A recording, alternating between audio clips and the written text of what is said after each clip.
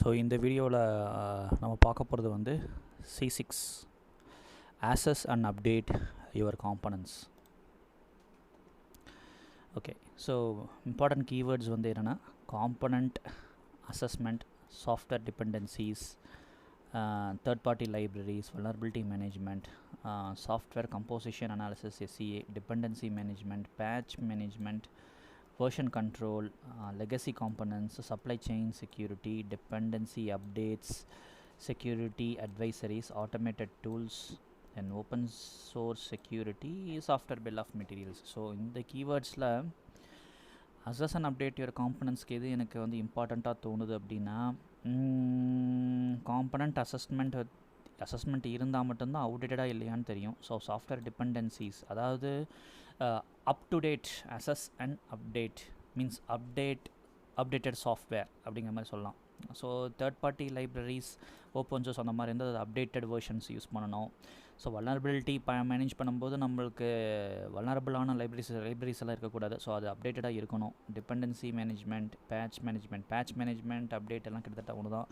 Version control, yes obviously ஒரு update பண்ணுறோன்னு வைங்களேன், நம்மளே ஒரு அப்ளிகேஷன் பண்ணுறோம், அதுக்கு சாஃப்ட்வேர் சோர்ஸ் கோட்ஸ் இருக்குது, அது எல்லாமே வந்து ஃபீச்சர்ஸ் நம்ம என்ரிச் பண்ணுறோம், பர்ஃபார்மன்ஸ் இம்ப்ரூவ் பண்ணுறோம், அந்த மாதிரிலாம் இருக்கும்போது அதை கிட்ஹப்பாக இருந்ததுன்னா அதை லேட்டஸ்ட் அப்டேட் போடுறோம்.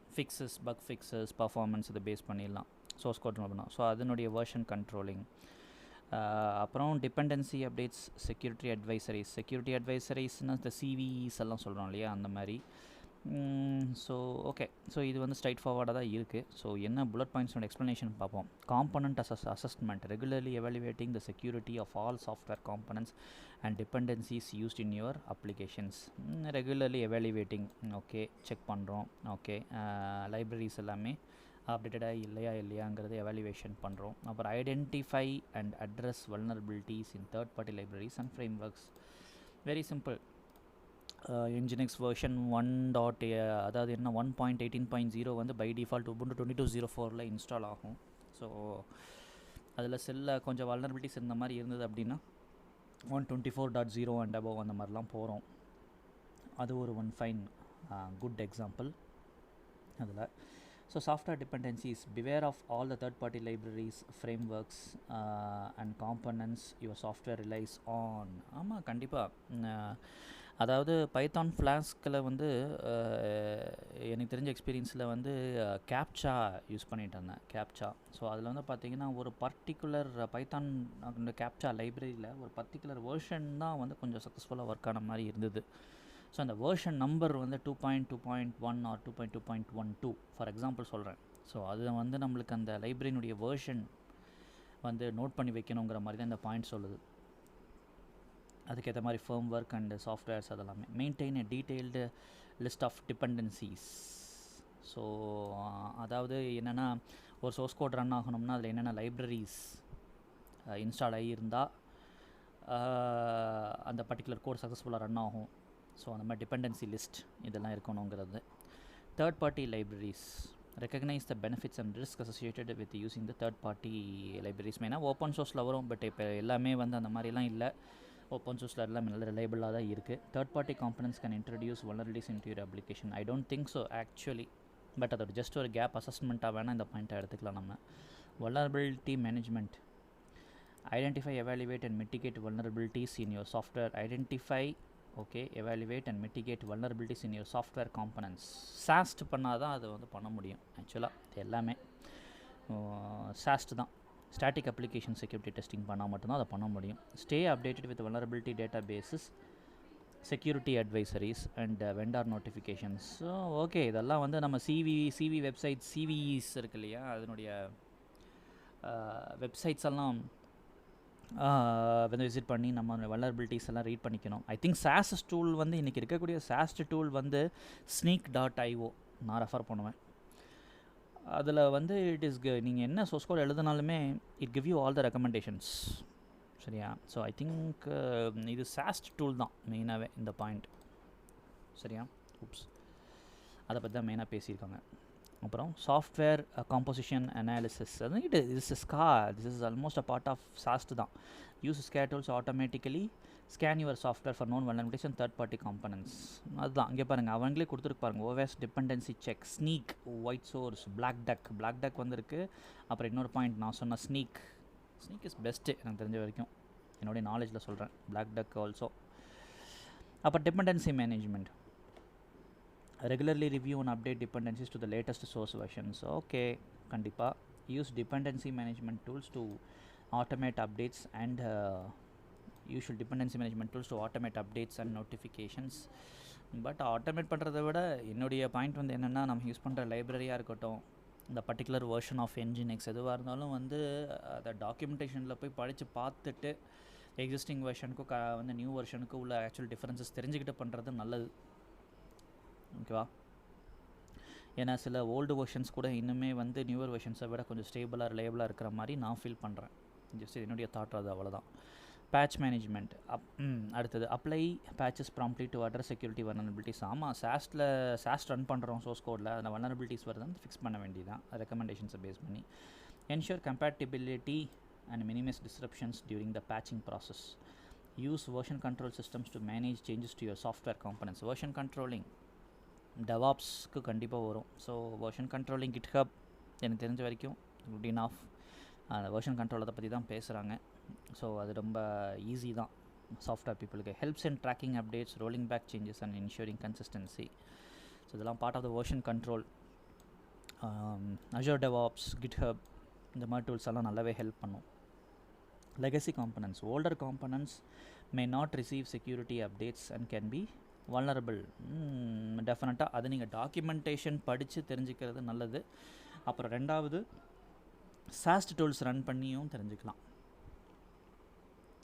ரெண்டு மெத்தட். ஒன்று, நம்ம அந்த லைப்ரரியும் இந்த சோர்ஸ் கோட் லைப்ரரியை வந்து படிச்சுட்டு என்னங்க தெரிஞ்சுக்கிட்டு, அப்புறம் அந்த லைப்ரரி வந்து சோர்ஸ் கோடை நீங்கள் சாஸ்ட் டூல் ஸ்னீக் வச்சு ஏதாச்சும் ரன் பண்ணி பார்த்தீங்கன்னா அதில் இருக்கக்கூடிய வல்னரபிலிட்டிஸ் இருக்கா இல்லையான்னு தெரிஞ்சுக்கிட்டு நம்ம ஆக்ட் பண்ணால் okay.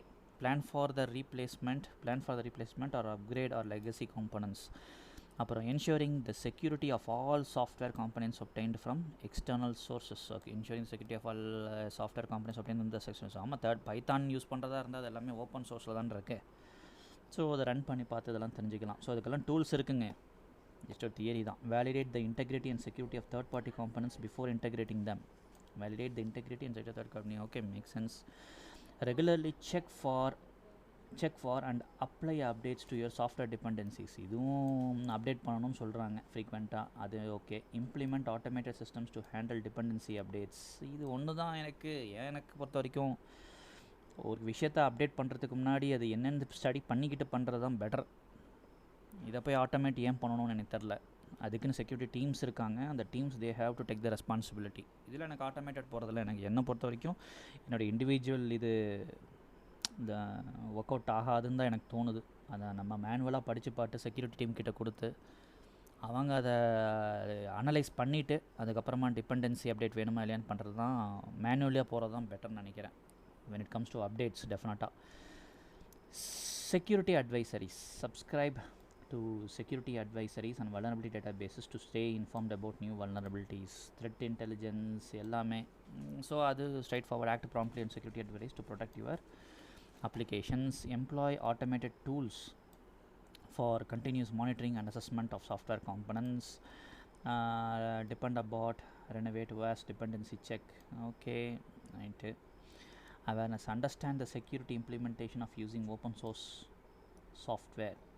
Contribute back to the open source community to help improve the security of the libraries you use. நம்ம ஓப்பன் சோர்ஸ் யூஸ் பண்ணுறதா இருந்தால் கான்ட்ரிபியூட் பண்ணுறது தான். ஓகே, இது வந்து என்னுடைய தம் ரூல். அதுதான் இவங்க பாயிண்ட் நம்பர் 14 சொல்லியிருக்காங்க. அதுவும் ஸ்ட்ரைட் ஃபார்வர்ட் தான். Software bill of materials. A comprehensive inventory of all software components and their dependencies. Okay, அதை தான் வந்து பில் ஆஃப் மெட்டீரியல் ப்ரிப்பேர் பண்ணுன்னு சொல்லியிருக்காங்க போல் இருக்கேன். நான் 14 பாயிண்டில் என்னெல்லாம் படித்தோமோ அது எல்லாமே வந்து ஒரு சம்மரி மாதிரி வச்சு ஒரு டாக்குமெண்ட் மெயின்டைன் பண்ண சொல்கிறாங்க. ஸோ எனக்கு தெரிஞ்சு இந்த 15 பாயிண்டில் வந்து சம்மரி நான் என்ன சொல்லுவேன் அப்படின்னா, சோர்ஸ் கோடு இருக்குது. அந்த சோர்ஸ் கோடு இருக்கிற என்ன லைப்ரரிஸ் யூஸ் பண்ணியிருக்கோம், தேர்ட் பார்ட்டி லைப்ரரிஸ் யூஸ் பண்ணியிருக்கோம், அதெல்லாம் படித்து பார்த்துட்டு என்ன மாதிரி வேர்ஷன்ஸ் நம்மளுக்கு சூட் ஆகும், அதில் என்ன வல்னரபிலிட்டிஸ் இருக்குதுன்னு தெரிஞ்சுக்கிறதுக்கு சாஸ்ட்டை ரன் பண்ணி பார்த்து வல்னரபிலிட்டிஸ் எடுத்து அதுக்கு தகுந்த மாதிரி பிளான் பண்ணி ஃபிக்ஸ் பண்ணி பண்ணலாம். ஸோ அந்த 2 பாயிண்ட்டு. அப்புறம் வேர்ஷன்ஸை வந்து எல்லா லைப்ரரிக்குமே எங்கேயாவது நோட் பண்ணி வைக்கிறது நல்லது அந்த மாதிரி சொல்கிறாங்க. அது கரெக்டு தான். ஸோ டிபெண்டன்சிஸ் லிஸ்ட் பண்ணி வைக்கணும். ஸோ ஃபஸ்ட்டு வந்து என்னென்ன லைப்ரரிஸ் யூஸ் பண்ணுறோம் ஒரு அப்ளிகேஷனில், அந்த சோர்ஸ் கோடு, அப்புறம் அந்த சோர்ஸ் கோடுக்கு என்னென்ன டிபெண்டன்சிஸ் இருக்குது அது ஒரு லிஸ்ட்டு. ஸோ வேர்ஷனிங் எல்லாமே வந்து ஒரு இடத்துல நோட் பண்ணி வச்சுட்டு அப்புறம் சாஸ் ரன் பண்ணி அதனுடைய ரிப்போர்ட் எடுத்து வச்சு அதையும் வச்சு அதுக்கு மேலே on depend on that you do some fixes and all those things. அப்புறம் அதுக்கு மேலே GitHubல ஒரு வேர்ஷன் கண்ட்ரோல். இந்த மாதிரி இது ஸ்ட்ரைட் ஃபார்வர்டாக தான் இருக்குது. Use software bill of materials to track and manage components and ensure compliance with security policies. இது straight forward. Solutions என்ன? Implement software composition analysis. Use CA tools to identify, manage vulnerabilities in third-party libraries and automate the scanning of your code base for known vulnerabilities. Black Duck இல்லைன்னா Sneak. Regularly check for updates to your dependencies and apply them promptly. Use tools like Dependabot, Renovate to automate dependency updates.